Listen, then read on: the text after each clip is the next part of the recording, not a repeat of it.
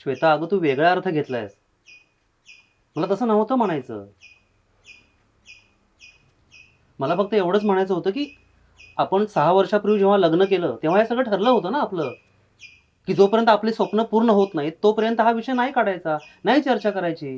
गेल्या 6 वर्षात एक चकार शब्द तरी काढलाय मी याबद्दल? श्वेता, रागवतेस कशासाठी? रागवतेस कशाला म्हणजे? तू असं म्हणतोस जसं हे सगळं माझ्याच निष्काळजीपणामुळे झालंय. मीच जबाबदार आहे याला. वेडी आहेस का तू? काय बडबडतेस? मी असं का म्हणेन? बघ, मला असं म्हणायचं आहे की हा निर्णय तू एकटी घेऊ शकली असतीस म्हणजे मी आलोच असतो, पण आत्ताच्या आता ये 2 दिवसात आपण इथे येऊन निर्णय घेऊ एवढं याआधी पण झालं ना एकदा हे.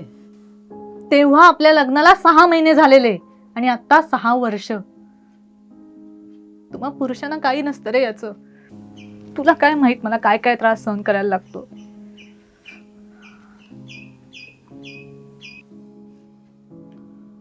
तुम्हा बायकांचा हाच प्रॉब्लेम आहे. तुम्हाला वाटते समाज जे काही बोलतो ना ते फक्त बायकांनाच, पुरुषांना काय उणगच सोडलेलं आहे, कसंही वागा. असं नाही अगं.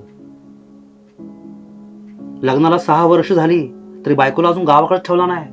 एक छोटीशी खोली घ्यावी आणि बायकोला सोबत न्यावं हे पण करायची लायकी नाही याची. कशाला लग्न करतात मोठेपणा दाखवायला? हे ऐकताना काय वाटत असेल मला. नवऱ्याचं मन उठलं असणार हिच्यावरून, म्हणून हिला इथं ठेवून गेलाय. हिच्यातच काहीतरी दोष असणार म्हणून नवऱ्याने टाकलंय हिला. नवऱ्याने टाकलेली बाई हे ऐकताना मला काय वाटत असेल?